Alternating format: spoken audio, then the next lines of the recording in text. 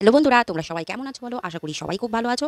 আজকে মাছের মুড়ো দিয়ে পুঁইশাকের একটা দুর্দান্ত স্বাদের রেসিপি নিয়ে চলে এলাম। এটা অনেকেই রান্না করতে পারো, কিন্তু একটা দারুণ মশলার সাথে আমি এটা আজকে বানাবো। এর জন্য নিয়ে নিলাম কিছুটা পরিমাণ গোলমরিচ, ছোটো এলাচ, একটু জোয়ান, জিরে আর একটু তেজপাতা, শুকনো লঙ্কা। এটাকে আমি শুকনো কড়াইতে আগে একটু টেলে নেব। তারপরে এটা বেশ মচমচে হয়ে গেলে একটা সুন্দর গন্ধ যেই বেরোনো শুরু হবে, সেটাকে আমি নামিয়ে রেখে দিলাম। তারপরে সেই কড়াইয়ের মধ্যে আরও দিয়ে দিলাম কিছুটা পরিমাণ সর্ষের তেল। আর তেলটা যে গরম হয়ে যাবে, নুন হলুদ মাখানো মাছের মুড়োটাও আমি এর মধ্যে দিয়ে দেবো। এবার এপিট ওপিট করে বেশ লাল লাল করে ভেজে এবার তুলে নিলাম। এবার সেই তেলের মধ্যে দিয়ে দিলাম কিছুটা পরিমাণ পেঁয়াজ কুচি। পেঁয়াজটা একটু যেই হালকা লাল লাল হয়ে যাবে, তার মধ্যে একে একে দিয়ে দেবো দুটো কাঁচা লঙ্কা মুখটা চিড়ে দিয়েছি, আর আদা রসুন পেস্ট। আমি এটা তেমন একটা বেশি তেল দিয়ে রান্না করছি না, একটু অল্প তেলেই করবো, কিন্তু এই মশলাটার জন্য রেসিপিটা দারুণ খেতে হয়। এবার দিয়ে দিলাম কিছুটা আলুর টুকরো। আলুটা একটুখানি মিনিট খানিকের মতো নেড়ে চেড়ে নিয়ে দিয়ে দিলাম কেটে রাখা পুঁইশাক। পুঁইশাকের মধ্যে দিয়ে দিলাম নুন আর হলুদ। এবার এর থেকে যে পর্যাপ্ত পরিমাণ পানি বেরোবে, তার থেকে পুঁইশাকটা বেশ সুন্দরভাবে ভাজা ভাজা হয়ে কিছুটা সিদ্ধও হয়ে যাবে।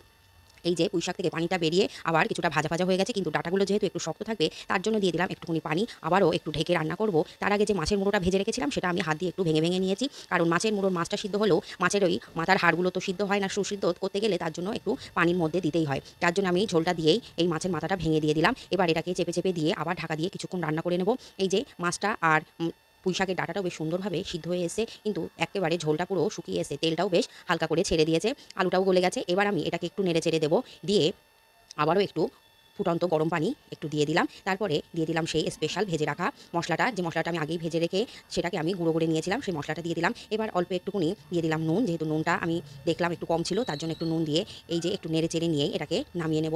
এই যে তৈরি হয়ে গেল আজকে আমার দুর্দান্ত স্বাদের মাছের মুড়ো দিয়ে পুঁইশাকের রেসিপি। এই রেসিপিটা কিন্তু তোমাদের কেমন লাগলো অবশ্যই বন্ধুরা জানিও। আর তোমরা এটা বাড়িতে বানিয়ে দেখো, খেতে কিন্তু একেবারে মন্দ হয় না। অল্প তেলে খুবই সুন্দর একটা রেসিপি, তোমরা কিন্তু বানিও বন্ধুরা।